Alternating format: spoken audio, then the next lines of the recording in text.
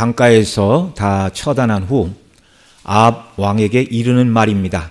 큰 비의 소리가 있으니 올라가서 먹고 마시소서 이렇게 말한 후에 자신은 이제 하나님 앞에 엎드려 비를 주시기를 간구하는 내용입니다. 오늘 41절 같이 읽죠. 시작. 엘리야가 아합에게 이르되 올라가서 먹고 마시소서 큰 빗소리가 있나이다. 아멘. 자, 이제 엘리야는 여호와께서 불로 응답하심을 통하여 자신의 재물을 여호와께서 불을 내려 응답하심을 통하여 바알이 비를 주는 신이 아니라는 것을 증명해 주셨고, 그러자 이제 바알의 제사장 450명을 다 사로잡아 백성들과 함께 기손 강가에서 악의 무리들을 처단을 하였습니다. 그리고 아합 왕에게 이제 3년 반 가뭄이 끝나고 비가 올 것이다. 큰 빗소리가 있나이다. 이렇게 말하고 있습니다. 가뭄의 기간이 3년 반이라는 것은요, 3년 전 봄부터 3년 후에 봄을 지나 그 가을까지 비가 내리지 않았다는 말이죠. 그토록 오랜 기간 비가 내리지 않았고 또 하늘에는 한 점 구름이 없는데 엘리야 선지자는 아합 왕에게 올라가서 먹고 마시소서 큰 비의 소리가 있나이다 이렇게 말하고 있습니다. 지금 말씀드린 대로 하늘에는 구름 한 점 없었어요. 그러나 이제 하나님께서 비를 주장하시는 하나님께서 이 18장 1절에 아합에게 보내시면서 말씀하셨죠. 아합에게 보이라 내가 비를 내리리라. 이 말씀을 의지하고 그리고 또 제사를 통하여 하나님이 참 여호와이신 것을 드러내셨고 또 바알의 제사장들을 다 처단하였기에 공의를 시행한 이후였기에 이제 하나님께서 약속하신 비를 주실 때가 된 줄을 믿었기에 믿음으로 이렇게 말하고 있는 것입니다. 엘리야의 이 말을 들은 아합은 그 말에 순순히 응하고 있습니다. 42절 또 읽지요. 시작. 아합이 먹고 마시러 올라가니라 엘리야가 갈멜산 꼭대기로 올라가서 땅에 꿇어 엎드려 그의 얼굴을 무릎 사이에 넣고, 지금 엘리야와 아합 왕은요 하루 종일 아마 같이 있었던 것으로 볼 수 있습니다. 그러니까 아침부터 그 바알의 제사장들이 크게 부르짖고 자기들의 몸에 상처를 내고 피를 흘리면서 막 울부짖을 때도 거기 현장에 같이 있었어요. 그리고 오후 3시가 돼도 바알이 응답하지 않으니까 이제 엘리야 선지자가 홀로 나아가서 이스라엘 12지파를 상징하는 12돌로 단을 수축하고 그 위에 나무를 쌓고 나무 위에 각을 뜬 제물을 올리고 그 다음에 사람들에게 내 통에 물을 3번 갖다 부으라 하여 그 모든 제물도 나무도 돌도 단도 다 물이 흘러넘치고 있었습니다. 하나님 앞에 하나님이 살아계시고 하나님이 비를 주시고 하나님께서 이 백성을 회개하고 돌아오게 하시기를 원하시는 하나님인 것을 알게 해달라. 그 짧은 기도를 하나님이 들으시고 불로써 응답하셨습니다. 제물과 나무를 다 태우고 돌과 도랑의 그 물까지 하나님께서 불로써 싹 살라 응답하셨습니다. 그로 말미암아 이제 백성들에게 450명 바알의 제사장을 잡으러 하였고 기손 강으로 내려가 그들을 처단할 때까지 그 옆에 엘리야뿐만 아니라 아합 왕도 함께 그 모든 것을 지켜보고 있었다는 것입니다. 그러니까 이른 아침부터 오후 늦게까지 이 일이 진행이 되었죠. 그러니까 무슨 일이 일어날까 긴장하여 하루 종일 아무도 먹지 못하는 시간이었고 영적인 전쟁이 일어나는 굉장히 뭐라고 얘기해야 됩니까? 하드한 시간이었어요. 견디기 너무너무 힘든 시간이었어요. 자, 그래서 이제 바알의 제사장 450명을 다 처단하고 난 이후에 그 옆에 있는 아합 왕에게 엘리야가 말합니다. 올라가소서 먹고 마시소서 큰 비의 소식이 있나이다. 왕은 자기를 위하여 준비된 처소에 올라가 음식을 먹고 마시러 올라가게 가는 모습입니다. 얼마 전까지만 해도 엘리야를 만나자마자 뭐라고 그랬어요? 이스라엘을 괴롭게 하는 자여 너냐라고 말하며 비가 오지 않는 모든 책임, 백성들이 기근으로 굶주리며 죽어가는 모든 책임이 엘리야에게 있는 것처럼 말하고 엘리야를 죽여서 비를 내릴 것이다. 그게 아합이 가지고 있던 기본적인 생각 아니었습니까? 그 말이 이스라엘을 괴롭게 하는 자여 너냐? 성경의 18장에 요 한마디만 기록되고 있고 엘리야가 이스라엘을 괴롭게 하는 것은 내가 아니라 당신과 당신의 아비집입니다. 이렇게 말하고 이제 바알의 제사장들을 다 모아오라. 그 말에 아합이 그대로 하죠. 또 비가 바알의 제사장들이 부르짖을 때 비가 하늘에서 불이 내려오지 않았고 여호와께 기도할 때 불이 내려와 제물을 살랐고 그 바알의 제사장 자기가 어떻게 보면 이세벨과 함께 바알 신앙을 권장한 장본인이잖아요. 그러니까 자기 말 듣고 세움을 받은 제사장 450명이 죽어나가고 있는데도 한마디도 엘리야에게 이들을 좀 살려줘라. 이들을 다 회개하고 여호와 하나님을 섬기도록 할 테니까 자비를 베풀어 달라. 한마디도 못하고 꿀먹은 벙어리 마냥 가만히 서 있고 엘리야가 시키는 대로 얼마 전까지는 이스라엘을 괴롭게 하는 자 너냐? 살기가 등등했던 그 사람인데 여러분 그 엘리야가 처음 국 맡은 자 오바댜에게 나타나서 아합에게 내가 여기 있다 말하라 그러자 그 오바댜가 뭐라고 그랬어요? 큰일 날 소리 하십니다. 내가 아합 왕에 가서 엘리야를 만났으니 함께 가십시다 하고 아합 왕을 데리고 왔는데 여호와께서 당신을 다른 곳으로 데리고 가시면 나는 죽은 목숨입니다. 아합 왕이 어느 나라나 민족을 돌아다니면서 당신을 찾지 않은 나라가 없습니다. 그러니까 엘리야를 만나기 이전에는 아합이 분기탱천하여 엘리야가 눈에 띄기만 하면 잡아서 죽이겠다. 그렇게 했던 사람 아닙니까? 그런데 실제 엘리야를 만나고 하나님의 살아계심을 깨닫게 되자 말이 없어졌어요. 엘리야가 시키는 대로 하는 사람이 되고 말았습니다. 이 아합은 자기가 섬기던 바알처럼 스스로 무능한 왕이라는 것을 보여주고 있어요. 이쯤 되면 자기가 나서서 회개하고 정말 엘리야를 도와서 하나님의 나라를 세우는 일에 힘을 써야 되는데 또 그런 모습도 아닙니다.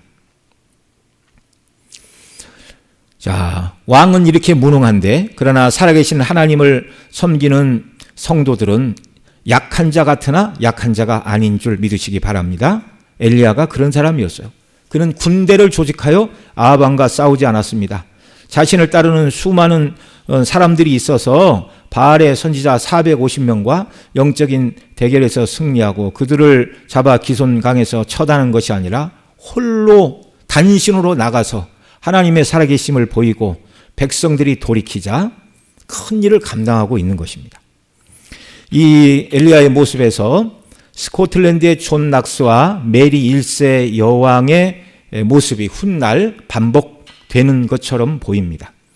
이 메리 1세는 이제 영국 스코틀랜드 이제 개신교가 막 시작이 되었지요. 그런데 다시 로마 교황 제도로 돌아가려고 했습니다. 그래서 이것을 반대하는 성공회와 개신교 목회자들, 성도들 300명을 처형했어요. 그래서 이 메리 1세 여왕을 부르는 별명이 피의 메리, 블러드 메리라고 얘기를 합니다. 그래서 그 칵테일에도 보면 블러드 메리라는 이름이 있어요. 붉은색의 토마토는 칵테일, 빨간색, 피를 상징하죠. 네.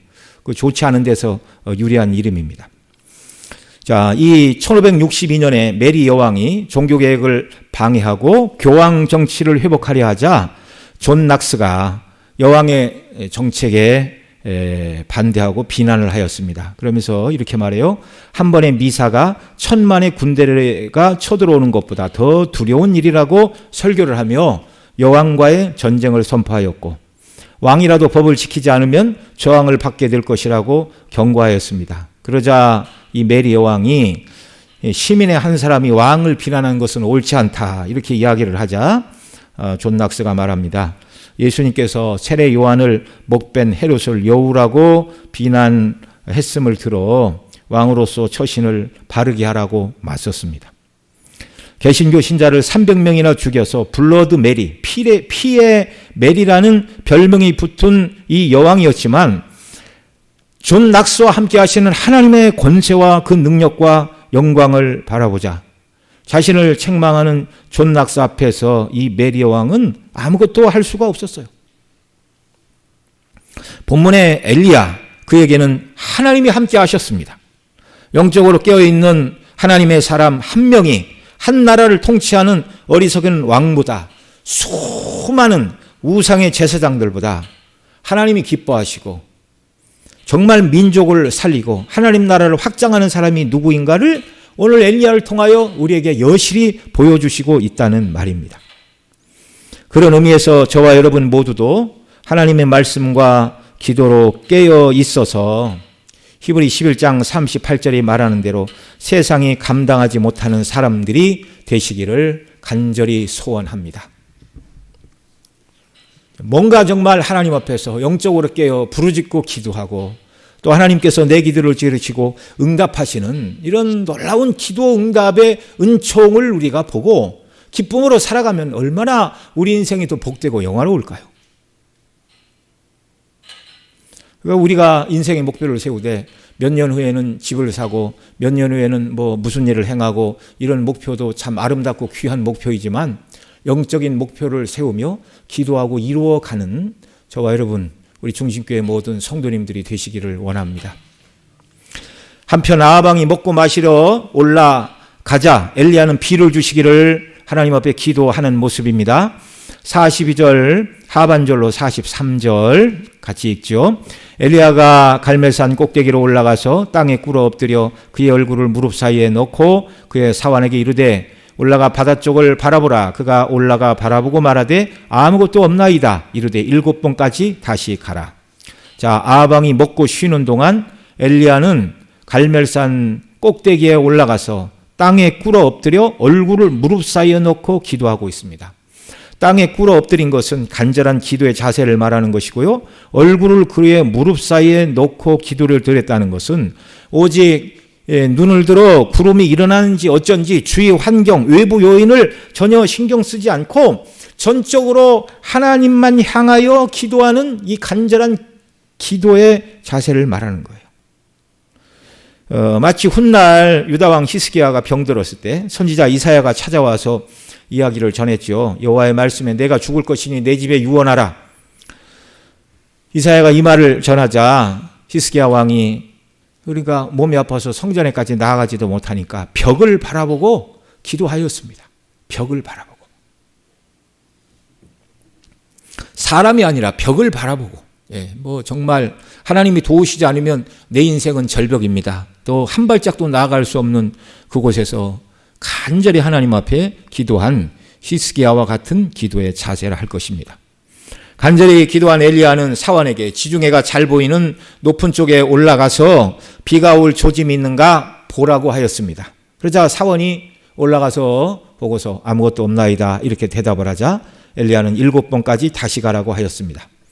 한번 엘리야가 기도하고 있는 곳에서 그 지중해가 보이는 쪽으로 가서 구름이 일어나는지 안 일어나는지 보고 오는 시간이 얼마가 걸렸는지 알 수 없으나 그러나 엘리야는 계속 기도하면서 한 번도 아니고 두 번도 아니고 7번을 자기 사환을 다시금 산에 올라가 바다 쪽을 살펴보라 이렇게 말하고 있습니다. 그 시간에 아합은 뭐하고 있어요? 먹고 마시고 충분히 쉴 만한 시간이었습니다. 7번 간절히 기도한 엘리야의 끈질긴 기도에 하나님이 응답해 주셨습니다. 우리는 기도할 때 낙심치 않고 중단하지 않는 기도로 하나님 앞에 나가야 된다는 것을 여기서 엘리야가 보여주고 있어요. 대선지자 엘리야도 한번 기도한다고 하나님이 바로 응답하지 않으셨어요. 이미 하나님께서 엘리야를 아합에게 보내실 때 18장 1절에 기록된 대로 너는 가서 아합에게 보이라 내가 비를 지면에 내리리라 라는 약속의 말씀을 하나님이 주셨기 때문에 이제 이 말씀 붙들고 기도하는 것입니다. 비를 주신다는 하나님의 약속의 말씀을 붙들고서 엘리야는 민족의 운명을 걸고 기도를 드리고 있어요. 여러분 3년 반 동안 비가 오지 않았습니다. 그 땅에 무엇이 남아 있겠어요? 깊은 이렇게 우물이 있거나 샘이 솟는 곳 그 좁은 지역 몇 군데 이외에는 생명력, 풀이 자라날 수가 없어요. 곡식이 자라날 수가 없어요. 그 땅에 무엇이 남아 있었겠습니까? 수많은 우상 숭배자들은 굶어 죽었고 백성들도 많은 고통을 당하였습니다. 비가 이제 조금 더 오지 않으면 일부 남아있는 저지대의 초지마저도 아무것도 생명력이 움틀 수 없고 사람이 살 수가 없어서 떠나야 되는, 다른 곳으로 이주해야 되는 버린 땅이 되고 말 것입니다. 하나님께서 약속하신 젖과 꿀이 흐르는 가나안 땅이 아니라 우상 숭배로 인하여 하늘은 철이 되고 땅은 노시 되어 티끌이 휘날리는 죽음의 땅으로 변모한 그 땅을 위해 지금 기도하고 있습니다. 엘리야는 비를 주시겠다고 약속하신 그 말씀에 의지하여 낙심하지 않고 포기하지 않고 기도하면서 사완을 7번까지 지중해가 잘 보이는 높은 곳에 올라가서 바다의 동향을 살피라고 하였습니다. 결국 7번까지 간절하게 기도할 때 하나님께서는 비 소식을 주셨습니다. 44절 같이 읽죠. 시작. 7번째에 이르러서는 그가 말하되 바다에서 사람의 손만한 작은 구름이 일어나나이다. 이르되 올라가서 아합에게 말하기를 비에 막히지 아니하도록 마차를 갖추고 내려가소서 하라 하니라. 엘리야의 간절한 기도를 들으시고 하나님께서는 약속하신 대로 비를 내리시게 하여 지중해 바다 쪽에 사람의 손바닥만한 작은 구름이 일어나게 하셨습니다. 이걸 엘리야는 이제 사인으로 봤어요. 크든지 작든지 하나님께서 일하기 시작하시는구나. 저 작은 구름이 일어나 큰 구름이 되고 3년 반 동안 비가 오지 않아서 정말 먼지가 풀풀 날리고 그 가뭄은 논밭이 거북이 등짝처럼 딱딱 갈라지는데 그 정도가 더 지났죠. 메마른 그 땅에 이제 하나님께서 은혜의 단비를 주신 표적인 줄 알고 사완에게 말합니다. 올라가서 아합에게 말하기를 비에 막히지 아니하도록 마차를 가지고 내려가소서 하라. 이제 갑자기 장맛비, 소낙비가 내리기 시작하면 갈멜산 위에서 이제 기손강 골짜기를 건너서 이렇게 가야 되잖아요. 그러니까 소나기가 오면 계곡에 급류가 흐르게 되고 기손강 그 주변에 물이 차면 이제 뻘이 되어 질척질척하니 마차 바퀴가 빠지게 되는 것입니다. 그래서 길이 막히지 않게 빨리 채비하고 떠나라. 지금 그렇게 이야기를 하고 있는 거예요. 그리고 엘리야는 일어나 아합 앞에서 갈멜산에서 이스라엘까지 아합을 앞서 달리면서 길을 인도하고 있습니다. 45절로 46절 같이 읽지요.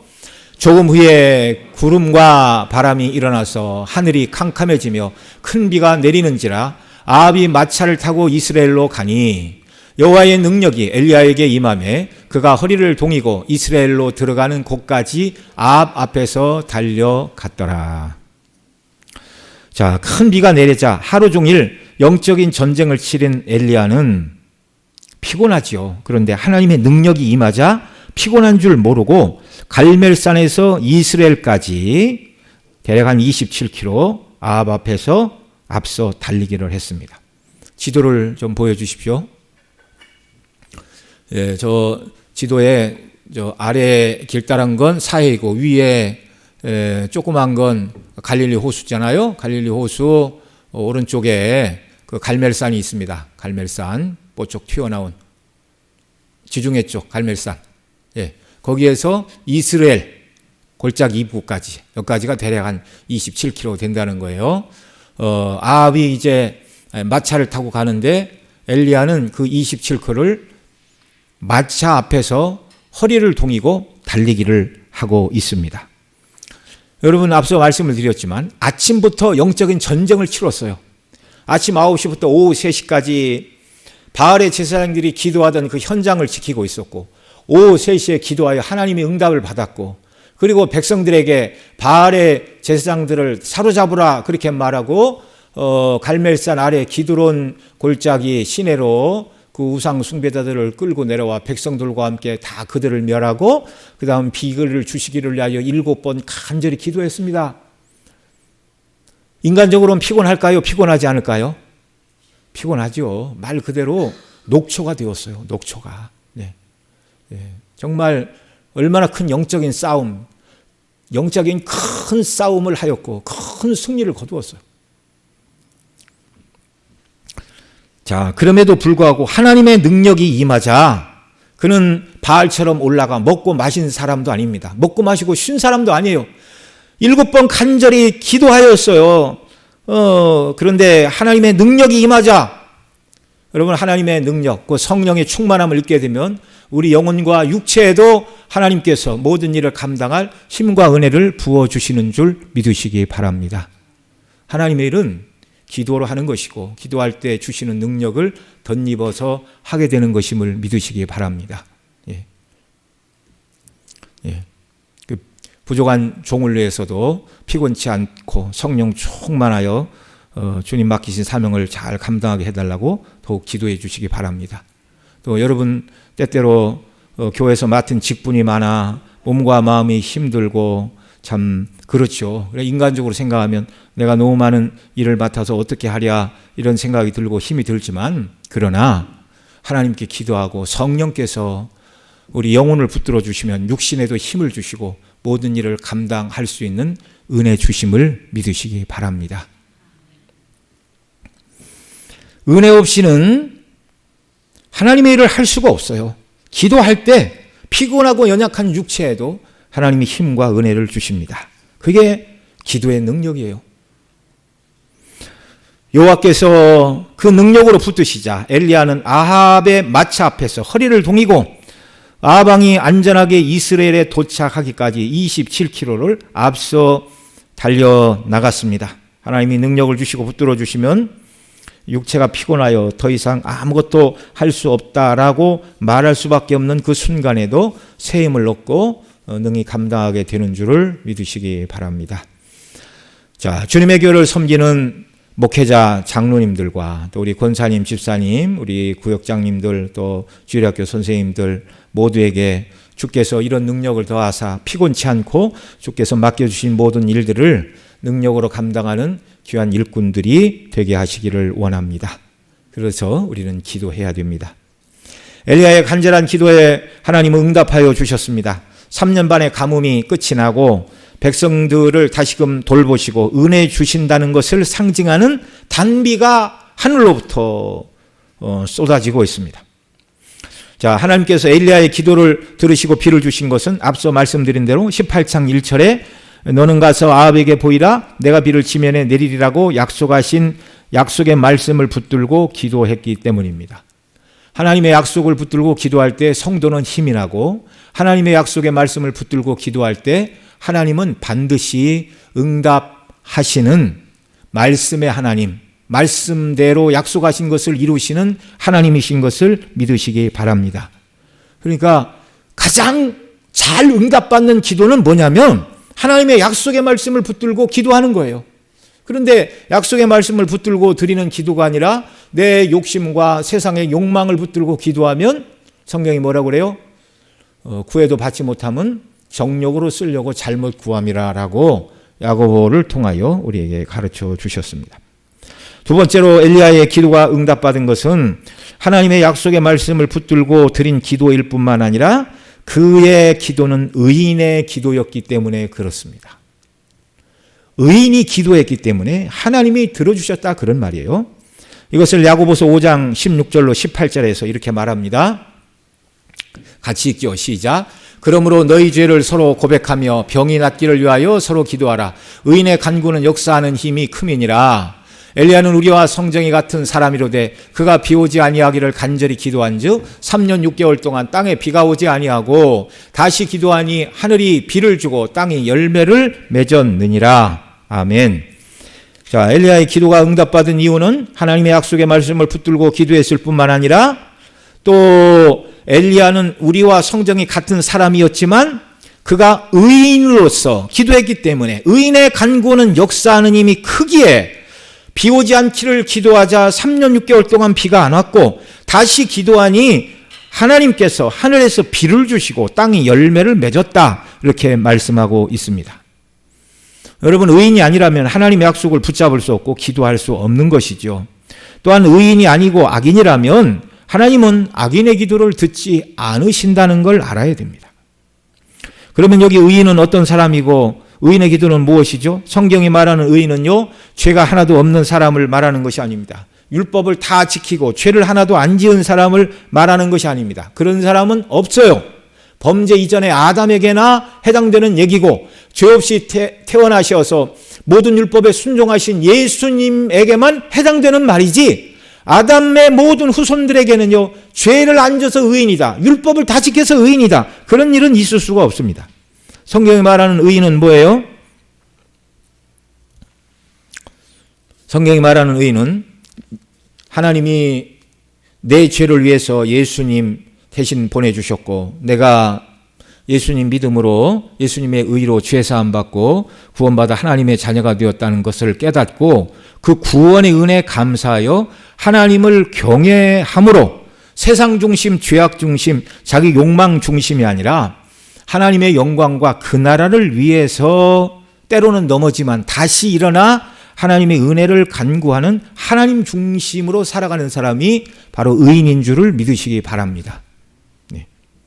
그래서 성경에서 응답받는 의인의 기도는 무엇인가 이렇게 말해요. 먼저 의인은 마음의 죄악을 품고 기도를 드리는 사람이 아닙니다. 시편 68편 18절로 20절에 이렇게 말해요. 같이 읽죠. 내가 나의 마음에 죄악을 품었더라면 주께서 듣지 아니하시리이다. 그러나 하나님이 실로 들으셨으며 내 기도 소리에 귀를 기울이셨도다. 하나님을 찬송하리로다. 그가 내 기도를 물리치지 아니하고 그의 인자하심을 내게서 거두지 아니하셨도다. 마음의 죄악을 품고 기도할 때 하나님은 듣지 않으십니다. 의인의 응답받는 기도는 뭐예요? 마음의 죄악을 품지 않고 하나님의 영광을 위하여 기도하는 기도가 의인의 기도입니다. 엘리야가 비를 주신다는 하나님의 약속의 말씀을 붙들고 기도했을지라도 그의 마음에 죄악이 있었다면 응답받지 못했다, 그런 말이죠. 또 이사야 1장 15절에서는 이렇게 말합니다. 같이 읽죠. 너희가 손을 펼 때 내가 내 눈을 너희에게서 가리고 너희가 많이 기도할지라도 내가 듣지 아니하리니 이는 너희의 손에 피가 가득함이라. 여러분, 이 피는 무슨 피예요? 악한 피예요. 선한 사람을 억울하게 죽인 악한 피입니다. 그 바알의 제사장 450명을 죽인 공의를 행한 피를 말하는 게 아니라 악을 행한 피가 내 손에 있다면 하나님이 듣지 않으신다는 거예요. 마음의 죄악을 품고 손에 악한 피를 가득 묻히고 드리는 기도는 응답받을 수 없다는 것입니다. 아무리 길게 큰 소리로 비둘기처럼 구슬프게 울며 기도해도 마음의 죄악을 품고 드리는 기도, 손에 악한 피를 묻히는 악을 행하면서 드리는 기도에 하나님은 응답하지 않으세요. 여러분, 만약에 마음에 악을 품고 손에 악한 피를 묻히고 기도했는데 하나님이 응답하시면 하나님이 불의하신 분이 되는 거고, 세상은 하나님을 향하여 뭐라고 그러겠어요? 하나님은 누구 편에 서 있다고요? 악인의 편에 서서 일하시는 분이라고 말하지 않겠어요? 그래서 하나님은 그 마음에 사람들은 그 마음에 악이 있는지 없는지 알 수 없으나 모든 것을 아시는 하나님은 사람의 마음의 생각이 어떠한지 말하지 않은 마음의 생각까지 다 아시는 분이에요. 그 하나님 앞에서는 마음의 죄악을 품었는지 안 품었는지 하나님은 다 아십니다. 손에 피가 묻었는지 안 묻었는지 뿐만 아니라 그의 모든 생각과 마음의 소원을 하나님이 다 아십니다. 엘리야는 마음에 죄가 없었고 손에 악한 피도 묻히지 않은 의인으로서 오직 하나님의 뜻이 이루어지고 토탄에 빠진 백성들이 하나님의 은혜로 회복되기를 위하여 간절히 기도하는 그 기도에 하나님이 응답하신 것입니다. 또한 하나님의 말씀을 떠나면 기도가 응답받을 수가 없습니다. 의인은 늘 하나님의 말씀, 율법에 귀를 기울이고 기도하는 사람이죠. 잠언 28장 9절입니다. 같이 읽죠. 사람의 귀를 돌려 율법을 듣지 아니하면 그의 기도도 가증하니라. 사람이 귀를 돌려 율법을 듣지 아니하면, 하나님의 말씀을 듣지 않고 순종하지 아니하면 그가 드리는 모든 기도가 다 하나님 앞에서 가증한 기도. 그러니까 하나님의 말씀 없이 기도하면 올바로 기도할 수 없다는 거예요. 그러니까 하나님의 영광을 위하여 기도하는 것이 아니라 내 소원을 위해서 기도하는 것이고, 다른 사람이 영적으로 믿음으로 견고히 서는 것을 위해 기도하는 것이 아니라 내 욕심과 분풀이를 위해서 기도할 수밖에 없는 것입니다. 말씀이 빠진 상태의 기도는 다 가등하다. 이걸 우리가 기억해야 됩니다. 그러나 엘리야는 이와 달랐어요. 시편 34편 15절에 여호와의 눈은 의인을 향하시고 그의 귀는 그들의 부르짖음에 기울이시는 도다. 앞서 야고보는 의인의 간구는 역사하는 힘이 많으니라. 엘리야가 의인이라. 그가 기도할 때 3년 6개월 동안 하나님이 비를 멈추셨고 다시 기도하자 비를 주셨다 말하는데 시편 34편에서도 분명히 말해요. 여호와의 눈은 의인을 향하시고 그의 눈은 그의 부르짖음에 기울이시는 도다. 엘리야가 온전히 하나님을 경외함으로 간절히 기도하는 의의 기도였기에 하나님은 그 기도를 들어 응답해 주셨다는 말입니다. 오늘도 하나님은 이 땅에서 의인을 찾으시는 줄 믿으시기 바랍니다. 그 의인이 누구지요? 예수님 안에 있는 저와 여러분들을 다 하나님이 이미 의롭다고 선언해 주셨어요. 여러분 이 사실을 믿으시고 시작하시기 바랍니다. 아니 내 목사님도 아니고 장로님도 아닌데 아니에요. 내가 하나님의 위해서 크게 헌신하고 이렇게 한 것도 없는데 여러분 그런 조건을 가지고 하나님 우리를 구원하시고 자녀 삼으신 게 아니에요. 저와 여러분 어느 누구라도 하나님의 은혜로 구원을 받았어요. 예수님의 대속의 피로 죄 씻음을 받았고 예수님 믿는 자들을 예수님의 의로 이미 의롭다고 선언하신 자들임을 믿으시기 바랍니다. 신앙의 성장은요, 이것을 믿고 하나님의 은혜를 간구할 때부터 믿음이 더 자라는 거예요. 하나님 정말 내가 무엇을 잘해서 저를 구원하시고 의롭다 하시고 자녀 삼으신 것이 아니라 예수님이 행하신 일을 믿는 것 때문에 저를 자녀 삼으시고 의롭다고 선언해 주셨네요. 이것부터 인정하고 하나님이 나를 의인이라고 하셨는데 이제 내 욕망과 내 뜻과 세상 바라보고 살아가지 않고 하나님의 나라와 하나님의 영광을 위하여 기도하고 그것을 추구하는 주의 뜻대로 순종하는 의인의 삶을 살아가는 자가 되게 해달라고 소원하시고 기도하시는 역사가 우리에게 있기를 바랍니다. 이게 하나님 앞에서 의미 있고 가치 있는 인생인 줄을 믿으시기 바랍니다. 이건 모르고 세상 사람들이 부러워할 만한 세상의 모든 것을 다 갖추었다 한지라도 하나님께서 보실 때 너는 내가 아니라 세상을 더 사랑하는구나 그렇게 하나님 우리를 보신다면 그건 정말 값어치가 별로 없는 인생이 되는 겁니다.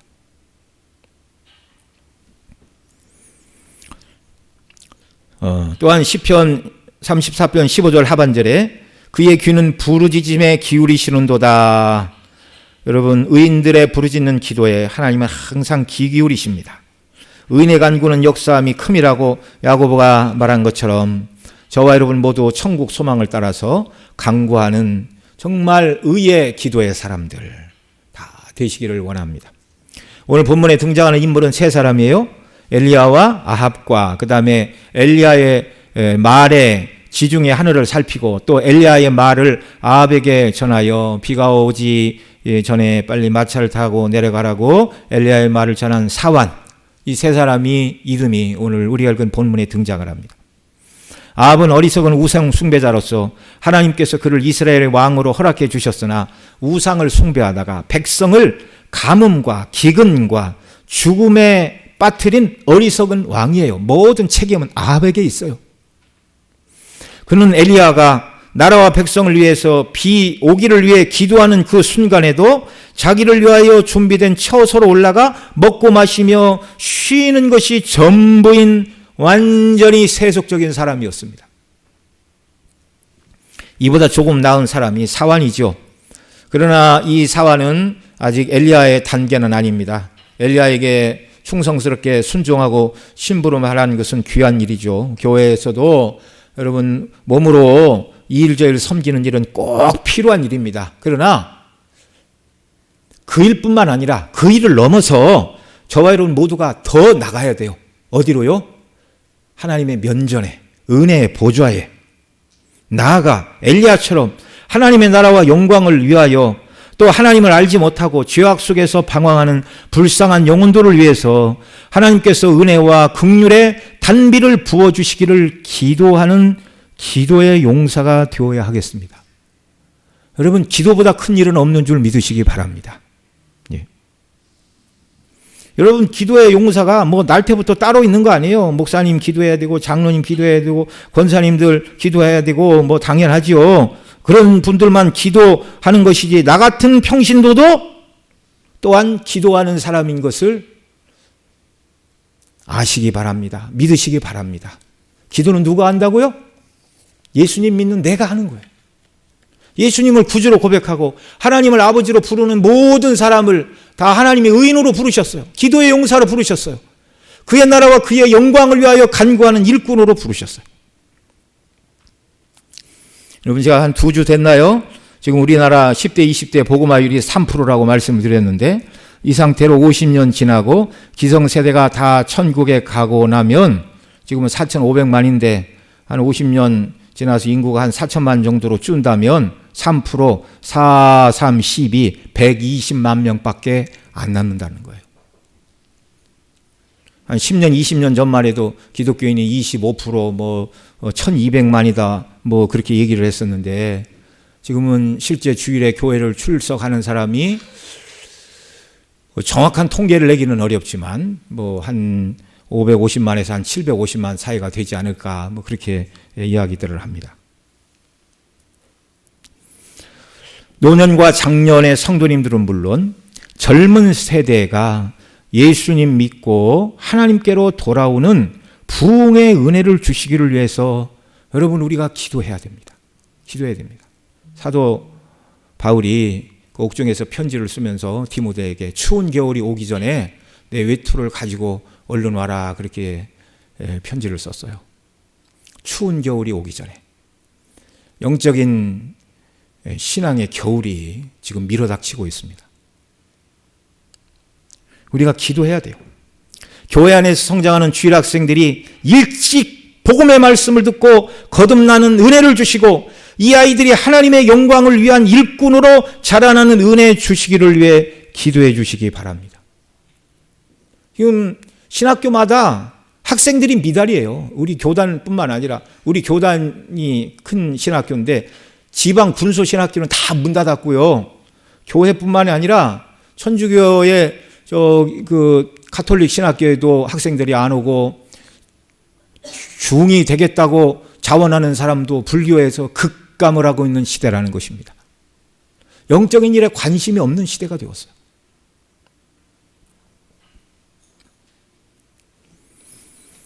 정말 우리 교회에서 무엇보다 하나님을 말씀을 증거하는 다음 세대를 말씀으로 세워가는 많은 설교자들이 일어나는 일들을 위해서 함께 기도해 주시기 바랍니다.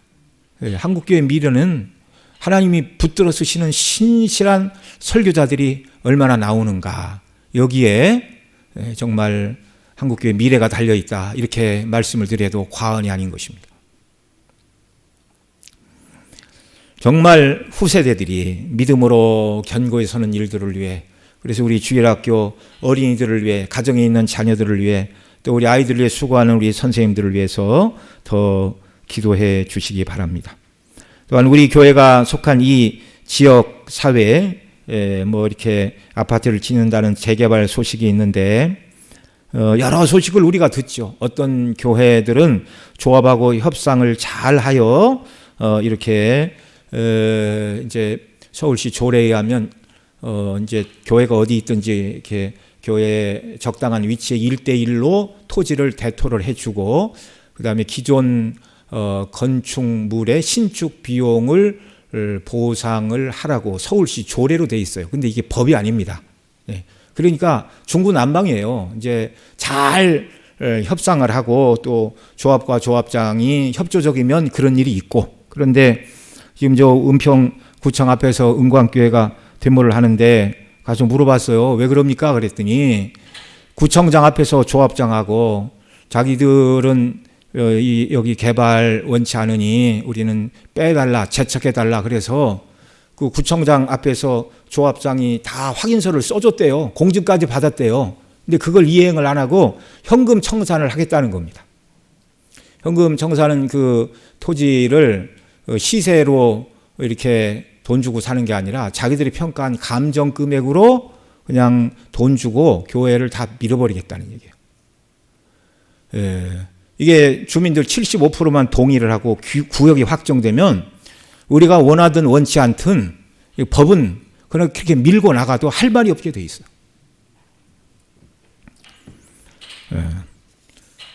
여러분, 우리 교회에 하나님께서 은혜를 베풀어 주셔서 주님 오실 때까지 우리 성도들이 함께 예배하며 또 하나님의 말씀이 아름답게 증거되는 견고한 교회로, 또 어떤 분들은 뭐 건물이 없으면 어떠냐, 사람 교회 성도 모임이 교회이지 뭐 건물이 교회냐. 맞아요. 건물은 교회가 아닙니다. 그냥 빌딩이고 예배당이에요. 그러나 여러분, 건물이 없이 추운 겨울에 우리가 들판에 서서 예배 드릴 수는 없잖아요. 네. 여러분, 농사 짓는 농부가 콩이 중요합니까? 콩깍지가 중요합니까? 콩이 중요하죠. 그러나 콩깍지가 없으면 콩이 여물지가 못하는 거예요. 네. 이 건물 자체는 교회가 아니에요. 그러나 성도들이 추위를 피하고 더위를 피하고 또 어린아이들을 말씀으로 잘 교육할 수 있는 이런 하나님께서 좋은 건물을 주셨는데 어려움 당하지 않고 정말 조합이 설립이 돼서 잘 협상을 해서 지을 수 있으면 좋고, 그렇지 않는다고 그러면 우리는 정말 교회가 선 상태로 서서 주님 오실 때까지 나가야 되겠죠. 네. 이거 뭐 저나 우리 장로님들이나 뭐 어떻게 합시다라고 결정한 바는 없고, 하나님이 인도 어떻게 해 주시기를 바라고 지금 우리 당회원들은 기도하고 있습니다. 우리 성도님들도 이제 뭐 듣자 하니 내년 1월이나 2월 중에는 조합이 설립이 될 수도 있다, 이런 저런 얘기가 들리는데, 교회가 평안하고 주님 오실 때까지 교회가 견고히 서서 복음을 증거하는 구원의 방주로서의 역할, 빛을 드러내는 촛대로서의 역할을 온전히 감당하는 일들을 위해 여러분 오늘부터 기도해 주시기 바랍니다. 내 교회예요. 주님이 세우신 내가 섬기는 교회입니다. 네. 정말 우리 성도님들 한 분 한 분이 이런 귀한 책임감을 가지고 주님의 교회가 견고히 세워지는 일들을 위해서 기도해 주시기 바랍니다. 우리 같이 기도하겠습니다. 우리 들은 말씀 붙들고 기도합니다.